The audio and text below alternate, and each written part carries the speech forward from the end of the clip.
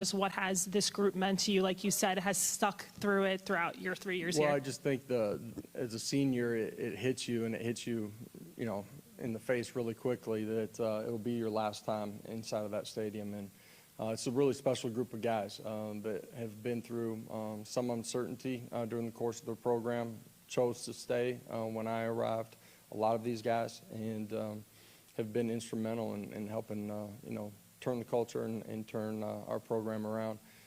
It's a special group, how they've performed, but also just who they are as people. I'm really proud of them.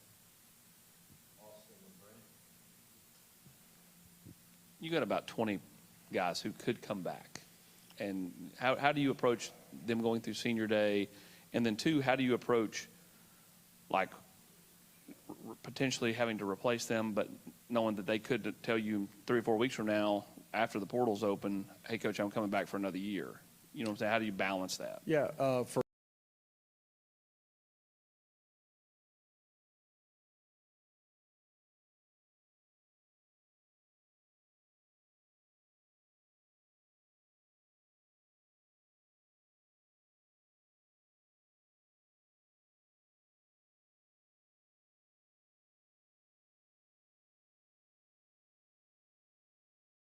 them and make sure that they're putting themselves in the right position for their future on the field and off. Coach, in the run game, you guys have seen some, I guess, more 3-down lineman looks a little bit. What are the challenges schematically in running against that? I know everybody does it a little bit different, but what's the difference in maybe a 3-down lineman look as opposed to a traditional 4-man front? Yeah, 3-down fronts can vary too in the fundamentals and technique and how they play it. Sometimes your matchups are different, based on the type of techniques that they're playing. So schematically, sometimes your schemes are going to vary because of the spacing and how you create grass, and you got to be able to adjust to what you're seeing or what you're preparing for on tape. Josh, your offensive line is pretty banged up right now. Do you expect your tackles not just the offensive line, not just the offensive line, but with that group, do you expect John and Gerald to be able to go from the get-go on Saturday? Hope to have both of those guys available in this one. We'll kind of see how they go through the week and where they're at before we get to kickoff, but certainly hope to have those guys available. And anything you can offer on Javontes or Dane out there? Spragues will be out the remainder of the season, and unfortunate injury, a guy that pours into his teammates, has great energy, competes extremely hard, plays really hard, continue to get better as a player, and disappointed for him, certainly. Oftentimes when players are asked maybe what didn't go right in a game where you all lost, they say that they didn't execute at a high level. What's preventing the team, especially on offense, from executing at the caliber you all know you can? Yeah, the football game the other day, I said it afterwards, we played hard. We played smarter football too. You can look at our penalties, and we were cleaner than we had been. The game, you can look at one stat, you look at third downs in particular, and getting you to the next set of downs. And they were able to convert. A lot of that was in man-to-man situations and make plays. Offensively, we were not able to do that and not able to sustain anything. Coach, Jalen is leading the SEC, maybe the country at this point, in yards per carry, but doesn't have a big workload. How do you balance that? Would you say that that's one of the reasons his average is so high is because you guys have managed that workload, or do you, would you like to force feed him a little more? A little bit of both. We got a good stable of backs. I do think they complement each other. At the end of the game, we typically try to go with a guy that's got a hot hand. Jalen's been fantastic all year long.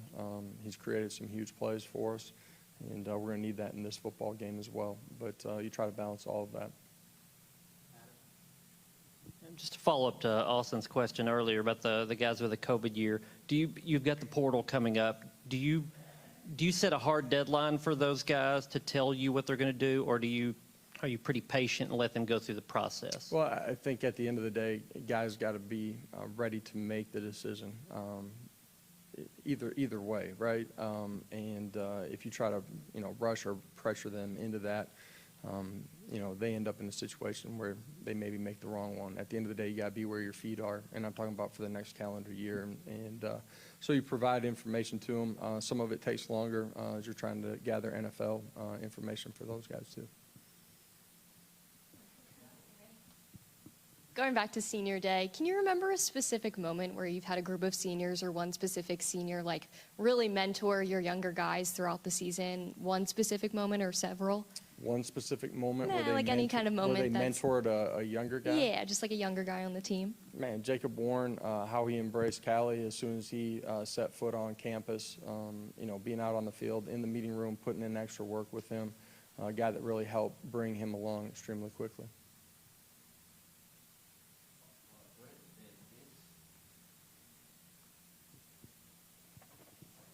Since it is the only time we will see you this week, what's the injury update in the back end with Jordan Thomas and Tamarion McDonald, Wesley Walker, and those guys who are banged up back there? Yeah, we were hoping that T-Mac would be ready to go as we went through warm-ups. Just wasn't in a position to play. Hope to have those guys ready to go in this one. Yeah, Wesley's probably more questionable than the other guys. Yeah. Two quick things, do them separately. One, you mentioned the stable of running backs you have, a lot of talent there, and a lot of those guys will split out wide for you at times, but you guys really haven't used more than one on the field at one time. What's been kind of the drawback to maybe not using them in those situations on the field at the same time? You're saying like two-back personnel? Yeah. Just, who we are, how we put the game plan together, and we've had thoughts of doing that, just at the end of the day haven't decided to go that direction. And then just to make sure we get it in, what can you say about Vanderbilt specifically? Yeah, listen, they've had 2 weeks of preparation, opportunity to get healthy.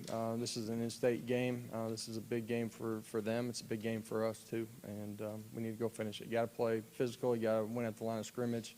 I just mentioned it. We got to win some one-on-ones in this one, too. Josh, you didn't make it a secret on Saturday how disappointing some things have gone this season and how y'all aren't in the position you want to be. Have you had to do anything extra to motivate some of these guys or to inspire these guys late in the season? How was practice today? How was the attitude, all that stuff? Attitude was good. Disappointed, which is what you expect and what you would want on a Monday morning as you go back and review the film with them before you get out on the grass. This is a prideful group. I've said that. We haven't always played, what we think as well as we think we can at certain portions of football games. Disappointed with last week's result, certainly. But at the end of the day, there's a lot of work that goes into it from the time they step foot back on campus in January. This is our next opportunity.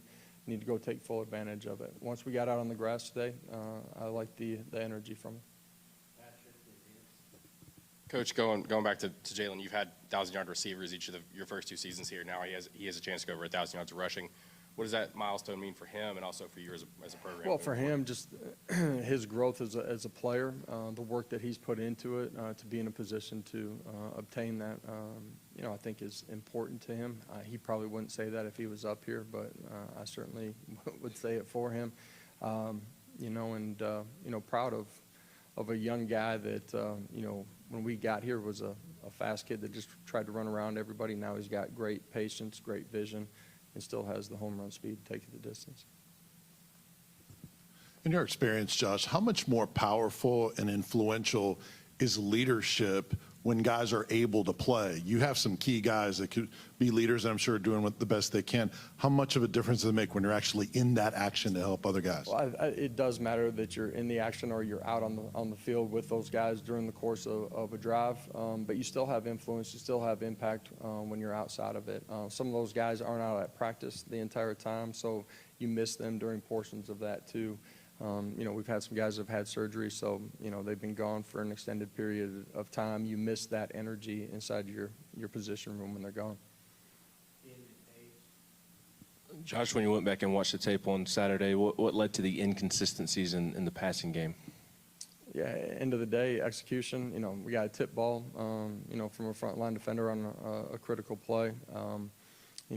We're not accurate with the football or don't come down with a catch in one of the man-to-man situations. all of those things parlay itself into not being as efficient and effective as you need to be during the course of that game. Oftentimes we talk about being able to make in-game adjustments, pre-snap communication. What makes it so challenging to make those in-game adjustments live and throughout the game? Well, if structures are different, during the course of a drive, you don't have an opportunity to get with your guys. As the drive ends, you get a chance to, go back and draw it up for them and try to get them on the same page. But at the end of the day, that's why it's important that the guys that you have out there can see, recognize, and identify what's going on the other side of the football. Anything else? All right, thank you. Thanks, everybody. Happy Thanksgiving.